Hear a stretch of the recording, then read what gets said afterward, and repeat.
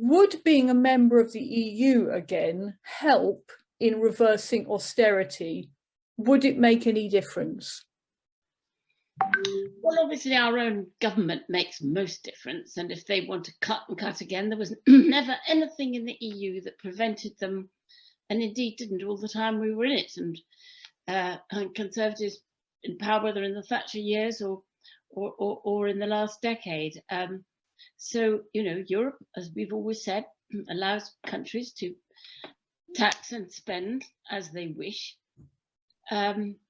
But I think it would enormously relieve the burdens that have fallen on industry, on exporters, and our sense of ourselves and our sense of our connectedness with the world, our sense of welcoming people here and being welcomed there.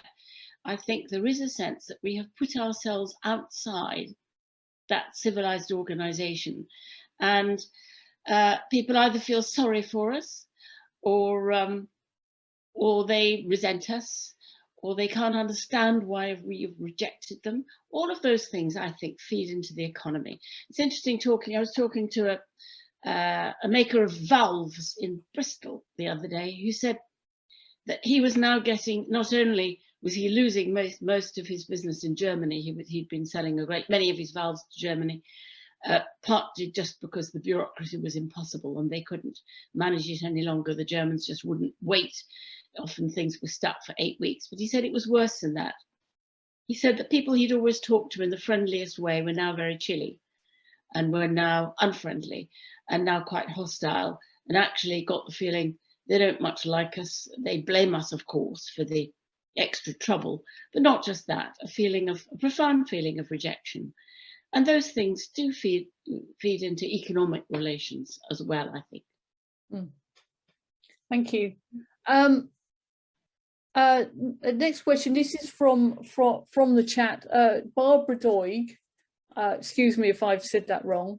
Are things any better in the devolved administration? So by things, I think she means austerity.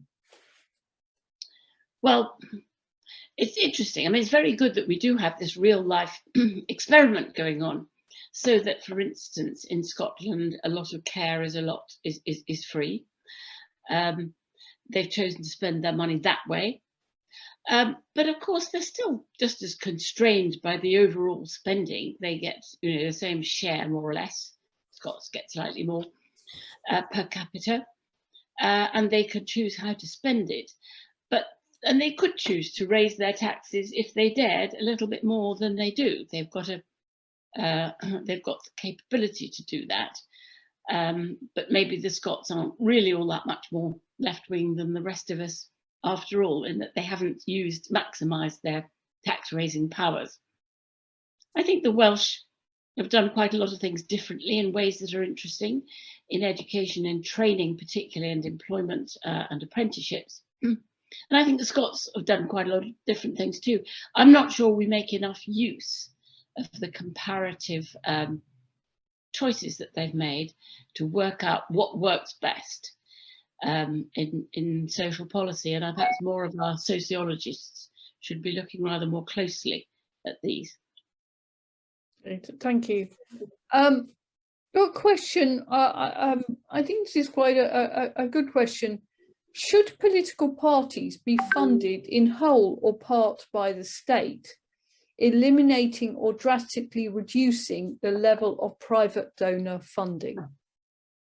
Absolutely. I really think that it's the only way. There really is no other way of dealing with it. People hate the idea of it. They think they hate politicians and they don't want to pay for them. Sums of money are very, very small in terms of the overall budget that it would cost. And for that, we get the huge bonus of taking billionaires, millionaires out of buying influence. And if you've been looking at the Sunday Times in the last couple of weeks, it's had extraordinary revelations about an advisory board where these people pay $250,000 a year, and they get direct access to the Prime Minister and to the Cabinet frequently. And they are consulted and they are listened to. A lot of them are property developers. A lot of them people who have very particular interests, and their interests often are served.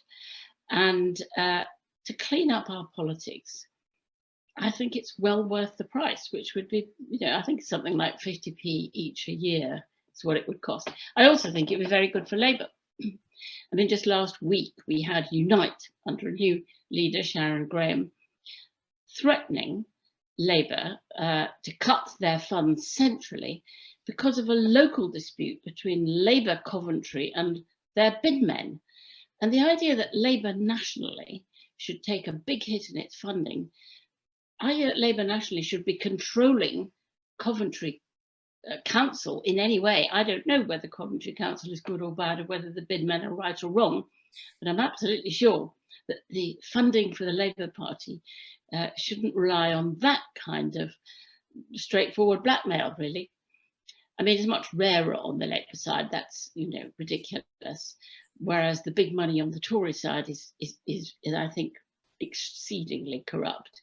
And the fact that they have a chairman in Ben Elliott, who is the owner of this company called Quintessentially Luxury Service Provider to the super rich, means that he has an immediate contact with people with vast sums of money. He pulls into the party with offers of all kinds of access. I'll tell you the sort of company it is. I interviewed them in a book that we wrote called Unjust Rewards about inequality. And I interviewed Quintessentially. They do things like a bored teenager on a billionaire's yacht in the Pacific wanted to play the bongo drums, and Quintessentially flew a helicopter out to the yacht to deliver the bongo drums. These are the sorts of people that he's dealing with, and he's now chairman of the Tory party. So I think we need to clean all extraneous money out. Okay, thank you. We've got this is sort of broadening, but obviously it's all on our minds at the moment. Some questions about Ukraine, and I've got. I mean, I think just okay. Got a question from Julie Beer. How will Brexit affect the Putin-created invasion of Ukraine? I read that Boris Johnson has imposed sanctions on Russian oligarchs in Great Britain. So I suppose it's just, what do you think about the situation in Ukraine and the British government's reaction to it? I think it's been quite interesting that we've had to draw in more closely to Europe. I don't think we've wanted to be separate from them. And although they started off by saying rude things about Macron and Schultz and so on, as it's actually the crisis is now upon us, I think you're seeing a pulling together. And Europe, Ursula von der Leyen has said as well, they're doing similar financial penalties on the Russians as we are, and maybe it's becoming a bit competitive. Who's going to be toughest? Will it be Britain, or will it be the rest of Europe? But I think it'll be fairly united action. There hasn't been, as people feared. I think one minister talked about Macron in terms of Munich and outrageous things of that kind. But I'm glad to see that the West seems to be so far holding together very well on this front. It's about the only thing one can be grateful for about this situation. Thank you. Question here about press freedom in this country. So the question is, The Guardian is a beacon of enlightenment in a sea of delusions. Well, that's a good term, right? Other organisations have faced pressure to bow to the government's agenda. How do you rate press freedom in the UK? Well, it's always been the case since time immemorial that the British press has been extraordinarily far to the right. Overwhelmingly, I mean, 80% of the written press is owned by a small handful of very far right-wing, mostly foreign domiciled owners. Murdoch owns 40% of it. There are the Barclay brothers, or brother now. I think he may have handed over, but and the Daily Mail owner lives in France. Irony. And that has been the force that progressive forces have had to fight against forever. It's an extraordinary foghorn of noise. It's much more extreme. I mean, you look across Europe, there are right-wing papers, left-wing papers, but the right-wing tend to be sort of Christian Democrat, fairly recognizable kinds of conservative. They're not these fanatical, wild sort of Daily Mail enemies of the people against the judiciary, or the Daily Express lunacies, or the Sun absolutely following Murdoch's line. I mean, you can see time and again what the Sun is up to, and really disseminating things that are outrageous untruths. And that's how Brexit was won. And that is just the nature of the beast. And I don't think that you could imagine any regulation that could seriously do much about that. I mean, I always wish George Soros or Bill Gates would come and buy the Daily Mail for us, turn it into something moderate of some sort or another. But I can't see a mechanism by which you can sort of redistribute power within the press, or command what lines different newspapers should take. But one has to be encouraged that the amazing thing is that Labour has won elections. It won against Winston Churchill. It won in '64. It won again in '97. So it can be done, even though we are always, the Labour, Lib Dems, Greens, navigating absolutely hostile seas. Right, another question. I think this is quite an interesting one. And why is productivity so low in the UK? Now, that is a question you will find discussed on financial pages almost every day of the week. And it is baffling. It's very low. I mean, long before COVID or Brexit, we were much lower than France, much lower than Germany, but lower than France too. I think that part of it has been great inequality, that inequality doesn't produce productivity. I think the fact that wages have been stagnating and falling backwards, when I was bad, it's pretty destructive. I don't think if labour is very cheap, it doesn't encourage businesses to look for more productive ways of producing goods or services. I can't think of any other particularly good reason, but I think that overwhelming sense of the dysfunction of who gets what and rewards is quite an important ingredient in it. Yes. Just had a question. It's not really a question. It's more like a statement, but I think it's quite an interesting one from Heidi Foster. And she says, people are struggling to make ends meet, to feed their children, loss of jobs. How can you expect them to take note of politics and include them in these discussions? They have so little time and space to philosophize and fight on the political scene. So it's really about sort of the effect of poverty on public discourse.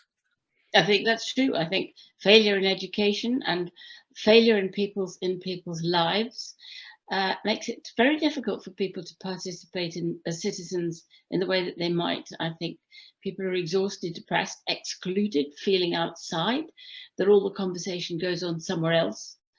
I think these are very destructive. And what was so clever about the Brexit campaign is that it managed to tap into some of that in the most destructive way by offering false enemies and false promises. It makes countries very vulnerable to populism of that kind. If people are feeling left out of the national conversation, and probably Europe seems abstract and distant, but when it was presented as foreigners taking your jobs, it seemed quite real. They said suddenly there are lots of Poles around and Polish shops. That must be the reason why. But I think that, it needn't be that way. I think that it's possible to bring people back into a sense of belonging to the conversation. I think particularly as they will feel hit so hard in their purse, in their lifestyle, in the struggle to survive, that they may be more willing to listen to better ways of running society. Why it doesn't have to be like this, why wages don't need to be so low, and benefits, you know, what's the lowest in Europe. And by benefits, I mean they're mostly going to people in work topping up because their wages are so low. Thank you. Question here from Robert Sprigg. How can we stop the BBC false equivalence giving equal time to non-experts? The latest example is Novak, the tennis player, given a long interview over long spots on the news programmes. Yep, I think it's very difficult. I worked in the BBC newsroom for 7 years. I was the social affairs editor for a while. And I think it's got worse. I think they've been much more intimidated. We were endlessly discussing, you know, we don't have to give equivalence to flat earthers and round earthers. The battle was won more or less over the climate, and that we no longer had to give equal time to climate deniers. That's now gone, and they don't, on the whole, hear from climate deniers. I think on the vaccine one, it's interesting, isn't it? When the Question Time said we want to hear from some anti-vaxxers, because in a sense you do want to hear those voices, you don't want to block them out altogether. I think it's the framing and the context that you put them in, and you make sure that they are challenged, you make sure that experts are there as well. But it's always a tricky grey line between simply blanking out quite important voices and making sure that people have access to, you know, honest reporting. I do think BBC Online is simply brilliant in that, you know, anybody who's remotely interested at this click of a mouse can get very compact, well-written, short, factual information on almost any subject, which is very fair. Thank you. We've got a few questions about PR and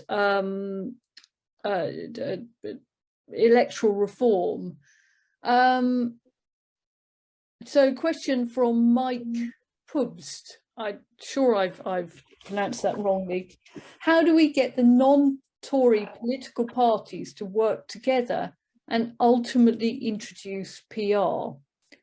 Another question related to that is, what form of PR do you favour?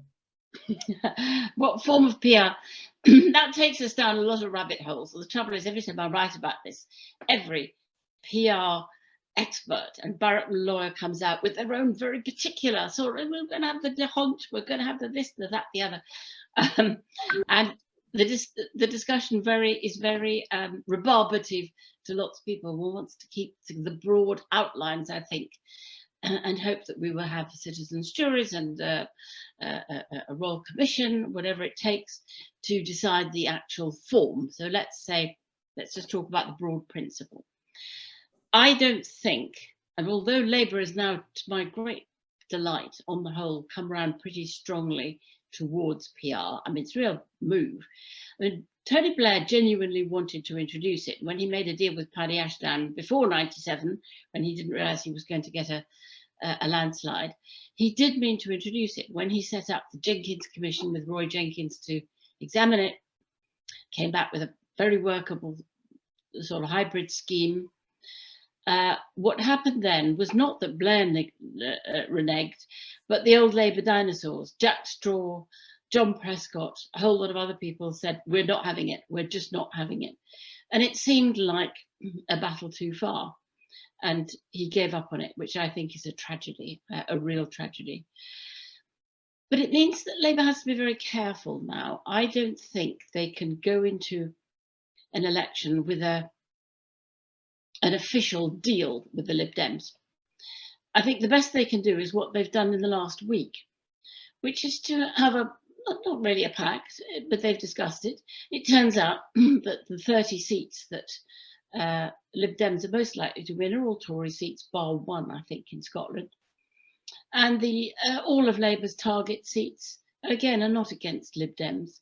So they've only got to make sure that they put all of their efforts into fighting the Tories and none of their efforts into fighting each other, to hope that increasingly voters do shift. And there's a lot of evidence of tactical voting. And if there is a wish to get rid of Conservatives, that people will do that.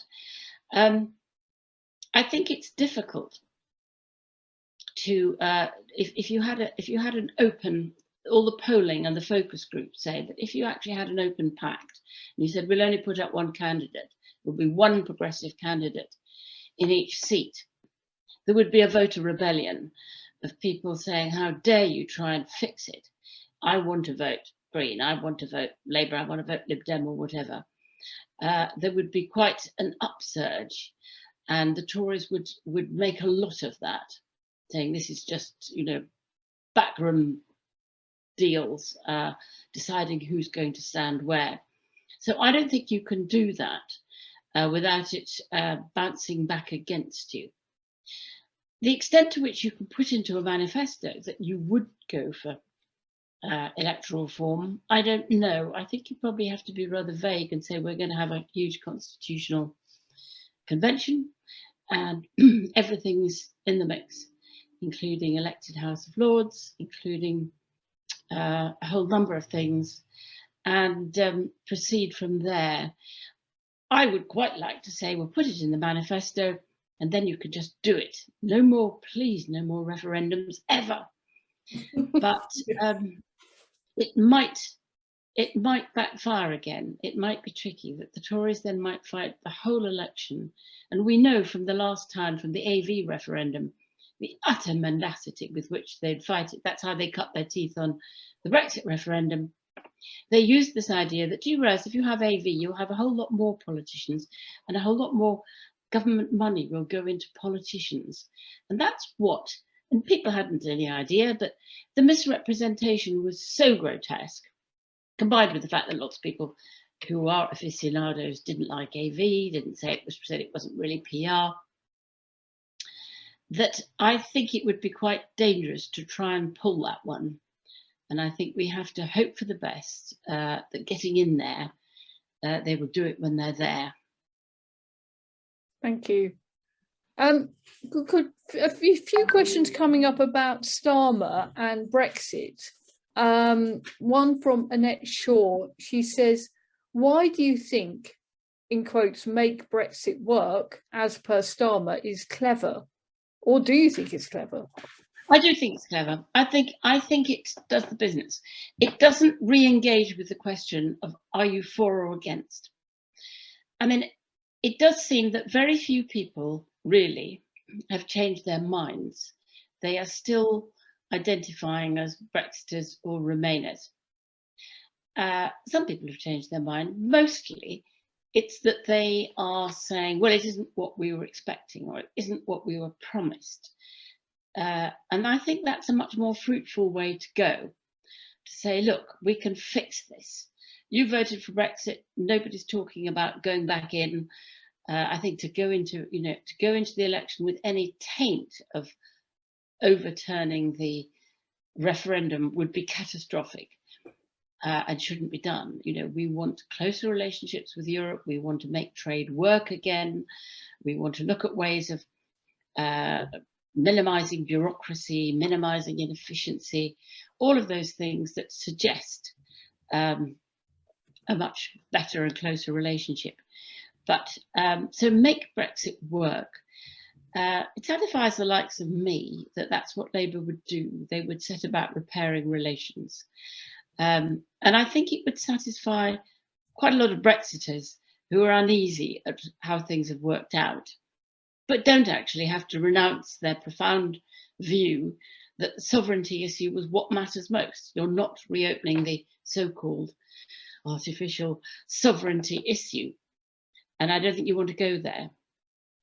I'd be interested if the questioner wants to come back in and say what their view is. Yes, I shall, if you just give me a moment. Hello, hi there. Oh, hello. Hello, Polly. I absolutely love your columns in The Guardian. Thank you. It's Thank an you honor to very speak much. to you. Yeah. Great. Right. Well, what do you think about make Brexit work?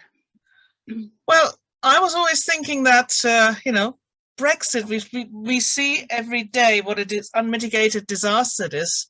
So I thought there was a bit of a, to me, it was a contradiction in terms to say make Brexit work. But, from the way you're saying it, because, I mean, obviously, I appreciate that Kier Starmer is in a precarious position when when it comes to Brexit. From the ultra-right conservatives being called, oh, he's a Remoaner, and maybe, trying to appease the red wall, that I think, he is sort of like stuck between a rock and a hard place, isn't he? And but to sort of try and obviously couch it and let's make Brexit work, and then, hopefully when the Conservatives are out of government, can't wait for that day, he can then perhaps seek closer relationship with the EU, and possibly, I don't know, makes things easier, certainly in terms of but though I wish he would reintroduce freedom of movement. I really do, because that to me, Sorry, say that again. Reintroduce freedom of movement. Well, I don't think it can be done as freedom of movement. You could certainly say we need more of these people, those people, these people. Mm-hmm. You could open the door a lot, but I think to actually reintroduce the principle of freedom of movement, we've got to get a lot further down the line to mending this disaster before we get to that, because that was the very crux of the matter. That's what made so many people vote for Brexit. So it comes later in the argument. Well, I know these things they won't happen overnight. I appreciate, and I mean, I'm a member of the European movement here in Oxford, and and I've heard Lord Adonis say that it has to be a very gradual process, and yes, that makes sense, because these things that they are slow, and so yeah, and I understand, and obviously the way Kier Starmer couches things and how it has to be done is it's obviously a bit tricky, isn't it? I think we have to, as passionate Europeans, we have to be careful not to make things harder for him. We have to be careful not to constantly push him to go further than the polling shows he can go at this stage. Yeah. And we just hope that the whole atmosphere changes. If you had a Labour Lib Dem Green government, the atmosphere would change overnight in our relationship. Oh, I am sure it would. Yes, I am sure it would. So, I mean, I hope that this happens. Yes, absolutely. Okay. If I thank you very much. Interrupt, Monica, could I just jump in here? Sure. Because Polly asked, and something I do is, apart from reading The Guardian, I also read The Times a lot online, both papers online. And after each article, people are allowed to comment, more so on The Times than The Guardian. And I think it's a good thing to do. I wish The Guardian did more of it, actually, but that's just by the by. But I followed the comments and made comments myself on The Times. And I would say that the opinion, and I presume these are the sort of slightly more thinking people, the opinion has changed enormously. It's sort of 90% anti-Boris Johnson. And that is used by a lot of people who now kind of more or less acknowledge that they were conned over Brexit. So I think in what you might call the blue wall, there's quite a big change. I mean, I do my campaigning bit, and I'm careful not to say to Brexit supporters, you were foolish. I say you were misled. And I think that's I still agree with what you say, that Starmer's got to be careful, but I think that there is quite a change of opinion. But it's best to describe it as a journey. But we amongst ourselves argue whether to say we want to rejoin, or do we say we want to continue on a journey in that direction? I'm not sure who posed it, but in general elections, over 50% of people do not vote. In local elections, 66%. How can non-voters be persuaded to vote? Well, it's very difficult. I mean, it doesn't help that we're having voter suppression laws, that it was in the past, colleges could register all students. In the past, a head of a household could register everyone in their household. Now everybody, every young person has to have the gumption and the initiative and the knowledge and the know-how to go out and get themselves on the register. They're often in insecure housing, they're moving from place to place. It's rather low on their list of worries when you're moving from one rented place to another. Am I on the right register, on the right, and of course, voter ID is a deliberate voter suppression move, because it's the young and the poor who don't have photo ID, don't have driving licenses and passports very often. So there's certainly a deliberate intent to make as few people vote as possible and make it as difficult as possible. And I think that there are moments, there are groundswells when many more people do come out and vote, when they think the outcome is uncertain, when they feel passionately about a particular issue. I have a feeling that the combination of the NHS, which will still almost certainly be having a rising backlog waiting list at the next election, still rising, and the cost of living crisis may motivate a whole lot of people to come out and vote. Getting the youth vote out is what's most important. There's a very good chart. I've got this, it's a very good book here, Bobby Duffy, Generations. He's the professor of the Policy Institute at King's College London. Fascinating book. He was working for Ipsos Mori, so it's very poll and statistics oriented. He categorizes exactly how much more likely you are to vote Conservative with every extra year of life after the age of about 34. And, getting the young out to vote is very important. But it does appear to be moving upwards, that the young go on voting Progressive for a bit longer all the time. And I think they are more indignant at what's happened to them in terms of housing, income, lifestyle. But getting the vote out is the thing. Colleges should do it, schools should do it. I'm very passionately in favour of votes at 16. I would have votes at 16 and make it compulsory for your first vote, so that schools and colleges could march them down to the polling station. And once people have done it once, they're very much more likely to do it again. A lot of people who don't vote are kind of slightly nervous about whether they'll get it wrong. Do they know where to go, what to do? Will they make a fool of themselves? People who've never voted. So I think it's very important to get people to vote once. So I'm sure that's one of the things that would come in with a progressive government, would be votes at 16. They've got it in Scotland. I'm sure we would have it for Westminster. Thank you. I'm going to ask Neil Pitcairn to unmute himself and ask his question about disruption. Well,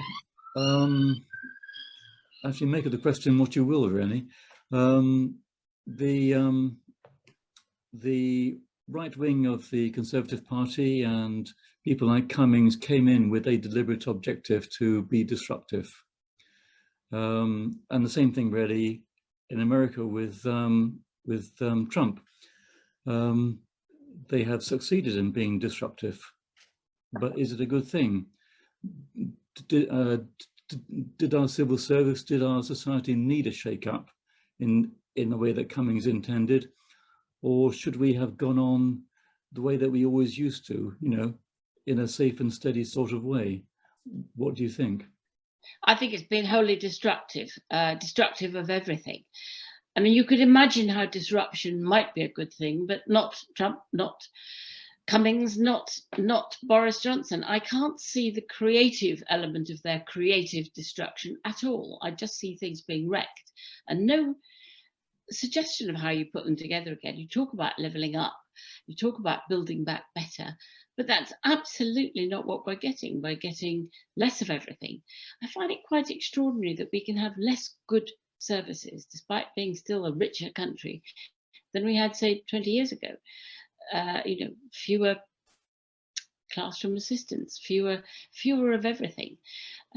Everywhere you look, fewer police, fewer of the things that make people feel secure, make people feel that society's functioning. And I don't think disruption for its own sake is a very good thing. I know we are a small c, perhaps conservative country. We certainly, the reign of the Queen, most of my lifetime, has been more than 2/3 of the time conservative. So you might feel like breaking things, but there's no point in breaking things unless you know exactly why you're breaking it and what you're going to do with the broken egg when you've done it, and can you make the omelette? I see no omelette at all in sight from any of those disruptors, only the breakages.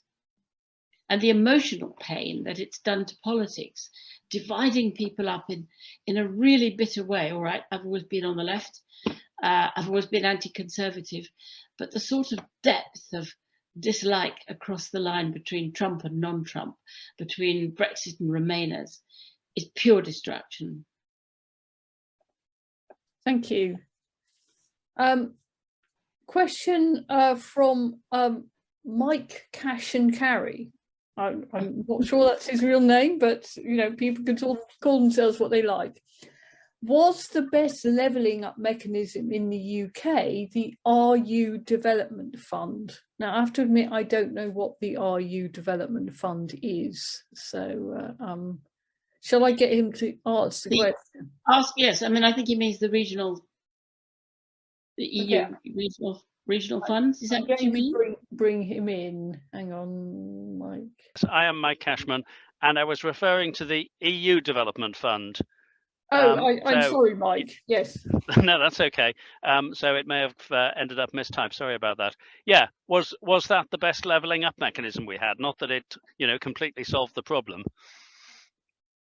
It was certainly a very good one. I mean, it wasn't that huge. It wasn't enough to do the sort of heavy lifting. If you really want to try and equalise North and South, it never had the sort of money that could possibly do that. But it certainly eased things a lot in the most hard-pressed places around Europe, and identified poorest areas around Britain in a way that was very constructive. It's not at all clear yet whether that money is really going to be replaced, how it's going to be handed out, whether it's going to be pork barreled again, or whether it will genuinely go to the most needy places.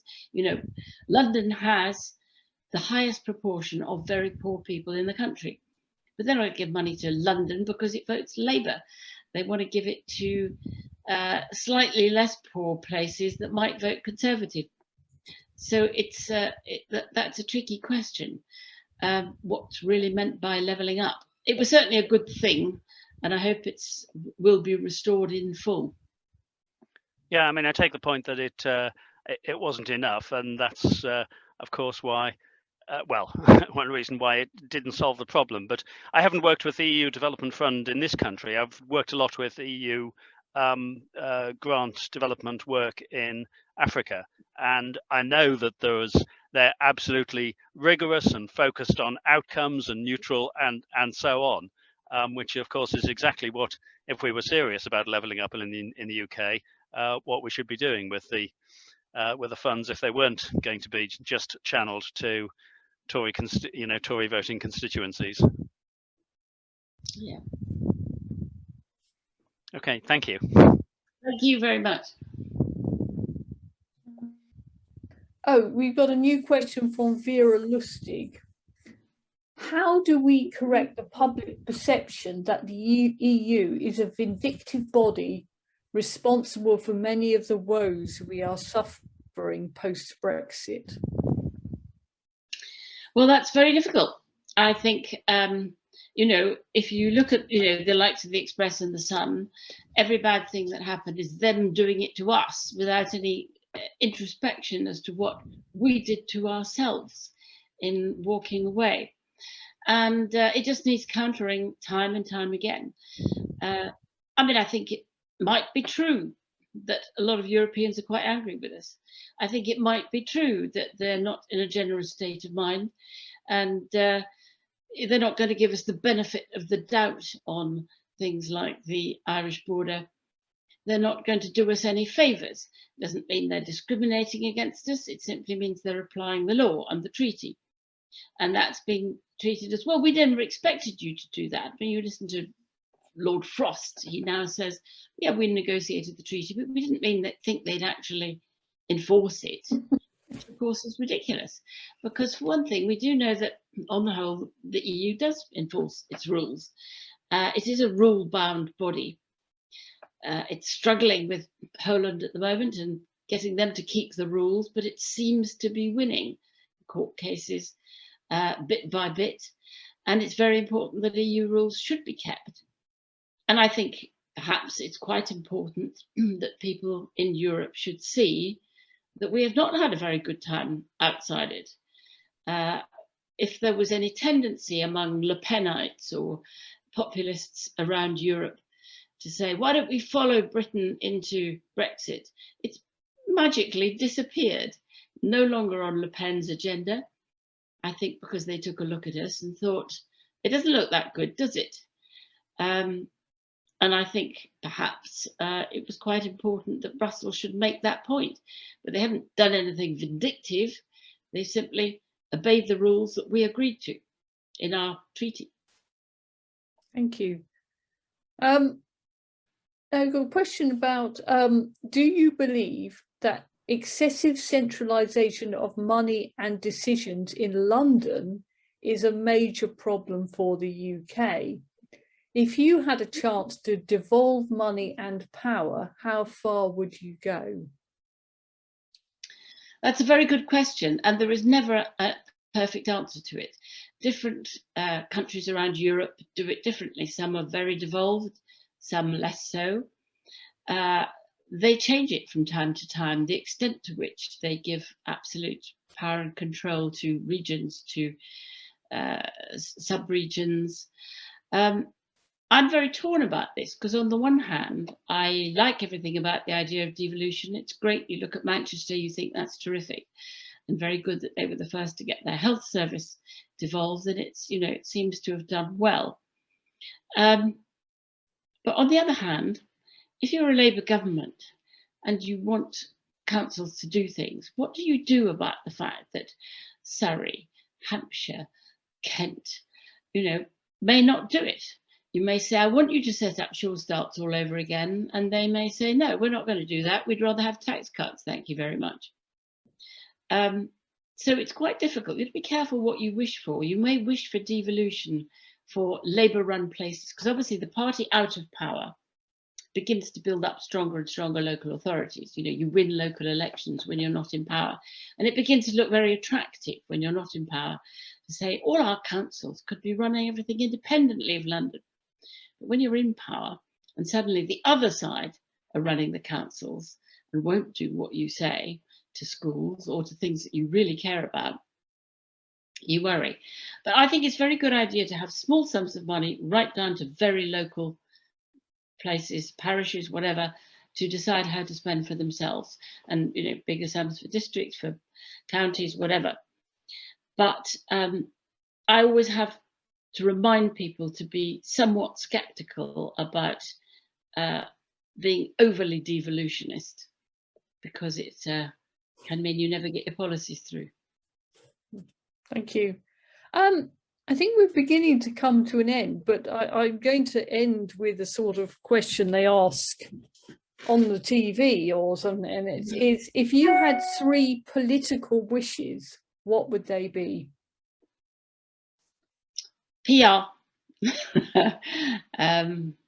Sure start, cemented in so that it could never again be pulled up, so that every family right from birth registered their baby at their local Sure Start centre. Every child was registered there right from the start. Every family knew where it was a part of it. Every Sure Start had a local community cafe run by the parents themselves, with a smooth transition into primary and I've seen some such wonderful ones, and there are a few wonderful ones left. That whenever you think about the future and what do we do about crime, about delinquency, about mental disorders, about family disruptions, about abuse, about domestic violence, that's where you start, right at the beginning of family life. So I would do that. And third, a progressive government. Okay, thank you. Well, there are a few more questions coming in. Are you happy to answer some more questions? Or, No, of course. I was expected to go until 9. I'll go on until people get bored and go away, if you like. They right. would go No. It seems to be still questions coming in. Monica, can I no. slip in a question while you're Of course, studying your list? Yes. Well, you ask it yourself. Yes, yeah. Polly, how do you feel about a written constitution? I think it's very important. I think it's become much more important now that you have somebody who no longer plays by the rules. Somebody, it used to be government by sort of good chaps agreeing that they kept to the rules and the traditions and the conventions. And when you've got somebody in control now, absolute control with 80-seat majority, and absolutely no respect whatever for conventions or traditions, who will prorogue Parliament illegally, you really do need there to be a written constitution, and with that goes an elected president who is protector of that constitution. Our Queen, splendid though she is in no position to protect the constitution, and nor is the House of Lords, because if you're unelected, you don't have the legal power and authority to do that. And I think you need to have, around a lot of Europe, you have a president who does have that power. I would look at Ireland and say, Ireland have done very well. They've chosen very sensible presidents, and it protects their constitution. And I think that that's what we need. And let her be Elizabeth the last. Yes. Right. I have a question from Mark Johnston. Will an expected Sinn Féin First Minister at Stormont after this May's elections shake things up in Britain? Goodness knows. I mean, it certainly changes everything quite a lot. I mean, Sinn Féin isn't at all what it was. They've shown they could be very responsible members of the government, and if that's what Northern Ireland elects, then it shows that that whole place is on the move, and it probably means that before long we will get a united Ireland. But of course, you have to remember, for a united Ireland, there has to be a referendum in the north and in the south. I think increasingly there might be an awful lot of people in the south who didn't vote for it, saying, why do we want to take on that appalling headache of what to do about the northern Protestants, who will always hate us and always hate it, and the extremely recalcitrant. So who knows? I think it could shake things up a lot, but let's just hope that the peace agreement holds and everybody holds their nerve. Thank you. Got a question from Katrina Finch. What do you think about the devolved nations becoming independent? Do you think it might happen? I think it might well happen. I think if the Conservatives were to win again, I think it becomes very probable that Scotland will go. These particular Conservatives, with their extreme austerity, with the complete irresponsibility of Boris Johnson that they didn't vote for, with the Brexit they didn't vote for, the argument for independence will become stronger. And as we know about independence arguments, that talking about what a disaster it would be to have a border for them, after what we've seen, what a border does with Europe, probably doesn't cut enough ice, because we've seen that these sovereignty, these emotional issues, who am I, where do I belong, overrules rational economic arguments. And I think the fight for keeping the Scots in, I hope they stay. I mean, I don't know how I'd feel if I were a Scot, it might be different. From where I sit, I hope they stay. And I hope that this time we would run a unionist message that would be seductive, emotional, powerful, affectionate, and not all about, well, what kind of currency you're going to use, because it went very badly last time. We were lucky to get away with it. It was not a good campaign. The Welsh, I don't think will go because they're just too poor. It's a brutal fact. They're incredibly poor. They're incredibly old. They are roughly the sort of population demographic of the Northeast. And although the Northeast might like, and indeed it would do them good to have more devolution, I don't think they'd want to have to raise their own funds and live on only what they raised. And I think the same would be true of Wales, really. But again, much stronger devolution powers would be good, and devolving more money to them would be good. Thank you. We've got another Monica, Monica Treffel. I know that Monica. She and I were at school together. Oh, right. Well, she would like to ask questions, so I'm going to ask her to unmute. Hello, Monica. Oh, okay. Hello, Polly. Hello. I want to challenge you a bit about this make Brexit better. Is that really the wording? Because I would have thought, to me, it sounds like you're going to try and sort of recover something or soften the blow. I don't see where there's a policy in that. I would have thought it's better to do like a lot of the groups are doing, which is to say, if things are going wrong, it's because we are in Brexit and we're no longer in the EU, and other countries have it better or do it better. Do you see what I mean? Yep. No, you're right, and that's all reason and rationality would say you're right, and we have to get there by degrees. But what's quite plain, and I've sat in on some of these focus groups, what's absolutely crystal clear is that Brexiters don't want to be told they were wrong. They don't want to be told they've got to change their mind and eat humble pie, because they're not going to, on the whole, most of them. Whereas they quite want the whole conversation to go away. They don't want to think about it anymore. Part of get Brexit done was, for God's sake, let's never hear the word again. I don't want to hear about Europe, none of it. Let's get down to real politics and real things. So make Brexit, he didn't say make Brexit better, he says make Brexit work. Is a sort of bridge between them and us. To say, here we are, that's the way you voted, we accept a democratic vote. We can't say we don't accept it. You know, what we might think will happen further down the line is something else.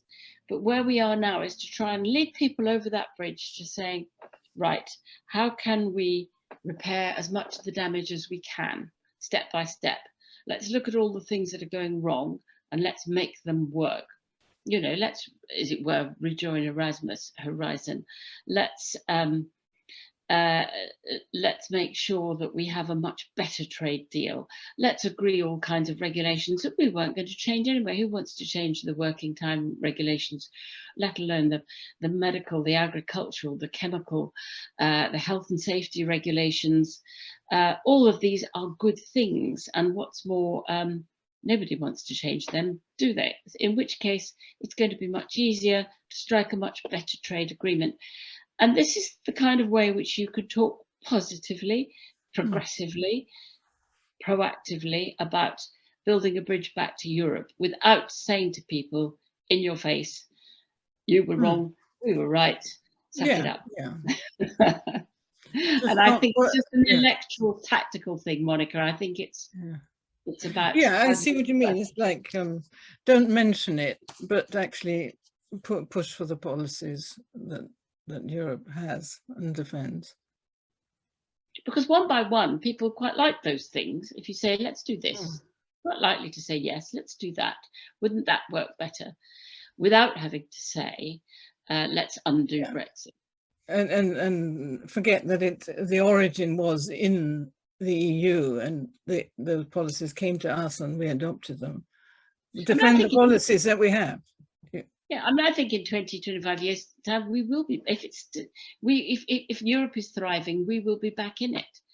I think it'll happen.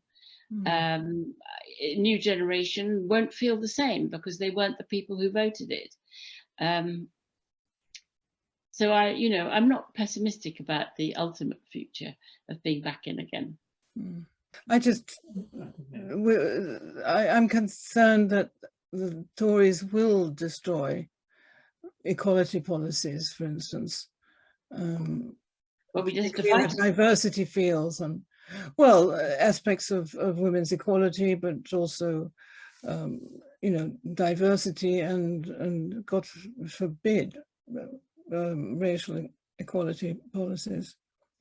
They're going to undermine them. Tear up the Human Rights Act and start again. Yeah. Well, good luck with that. We'll see how far they get. They're so bad at what they do. They will do it in such a cack-handed and clumsy way.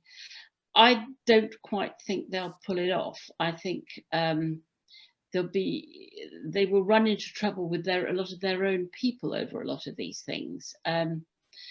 But yes, of course. I mean, when you have an elective dictatorship of a party of Boris Johnson's ill intent and disrespect, there is nothing they can't do in principle because we don't have a written constitution. He can declare anything he wants, and it's very dangerous and frightening. Yes. Well, thank you, Monica. Right, I think we've got another really would be quite a good question to end on. How do you see the EU in 20 years' time? There is a big discussion among the Europeans as to what Europe is for. So where do you see Europe going? I think I have to be optimistic. I think I have to see the challenges are so enormous. The challenges of climate, the challenges of cyber espionage, the challenges of all kinds of irregular types of warfare, that Europe pulling together becomes more important than ever. Declaring the value of democratic values and of collectively defending each other and defending the social security of countries and an idea of basic decency, incredibly important. I mean, the Polish and Hungarian test cases are interesting. It is so important that Europe wins them and wins them well, and that the judiciary is returned to being totally independent, because these are such basic standards of democracy. And if Europe stands for anything, it has to be as a beacon in the world for democratic values. It's the reason, people want to come to Europe. We've seen how things can go badly wrong in America, may again. For all we know, Trump will win next time, or somebody very like him. Perhaps some of the others are more scary because they're rather more efficient at governing than he was. Some of his ilk. And then it's even more important that Europe stands together as a beacon of decent democratic values and shows that you can have democracies where governments change hands peaceably, where they can discuss and dispute and have different views and opinions. And I think it's a place that increasingly Britain will feel left out of unless we rejoin. And by then, we'll be wanting to. Thank you. I think that's an excellent place to finish.